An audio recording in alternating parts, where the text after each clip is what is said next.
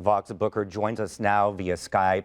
Vaughx, thanks for joining us. I know you have a lot going on. We just watched some clips from the cell phone video you posted of the incident last weekend. Now, you say this all started because the group of white men said you were on private property.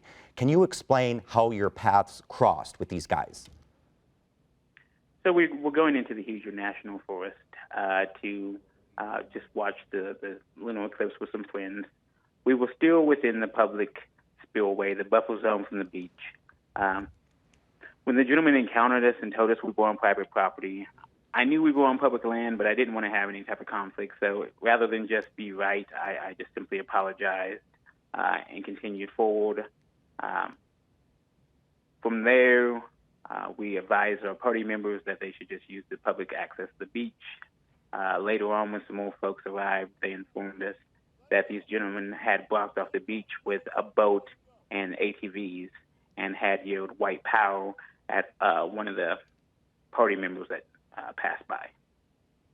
So in your Facebook post, you say after that initial interaction with these guys, you and some of your friends then went back to talk to them. Why did you go back? I'm a trained mediator. I'm a human rights commissioner. I have years of conflict de-escalation training. And this is my community. I'm part of this community.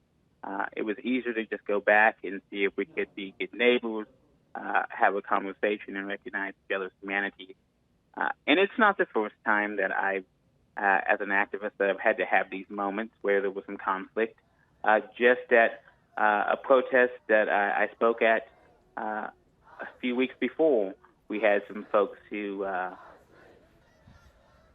didn't quite agree with what we were doing. So, I just engaged them because that's just what I do. And as a human rights commissioner, I feel like making connections is what the job is about.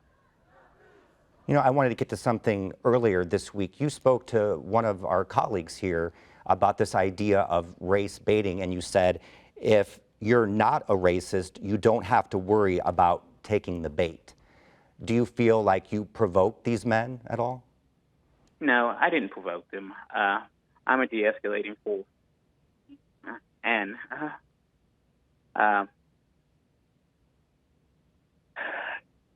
that's not my way to provoke. It's easier for everyone if we can just live and coexist in peace. We heard from your lawyer talking earlier about how she wants an investigation, of course, into the DNR's response. What happened when the DNR responded to the lake? I mean, I know on Facebook you detailed that the harm that was done to you during the attack. Did you show DNR your injuries? Yeah, well, after folks protested in DNR, originally they showed up and they talked to the men that had attacked me. Then they came to us. After folks put up a protest, when they told us all they were going to do was file a report, DNR went back and got these folks' information. Then they came back and viewed my injuries. They didn't seem to be really concerned. They took some photographs. And then the following day, when I went to the emergency room, my physician called the Department of Natural Resources and demanded that they come back and add a whole medical evaluation into the incident report. All right, Vaughx, we just have a couple seconds left before we go. What needs to be done right now? If there's one thing in Bloomington that needs to happen to fight racism, what should that be? So we need to come together. We need to demand that this agency stop dragging its feet. It's been a week since they dragged me against a tree. If this agency isn't willing to move, it's time for us to go ahead and begin the process of a grand jury and let the citizens decide. Okay, Vaughx, thank you very much for your time. Appreciate it. I appreciate you.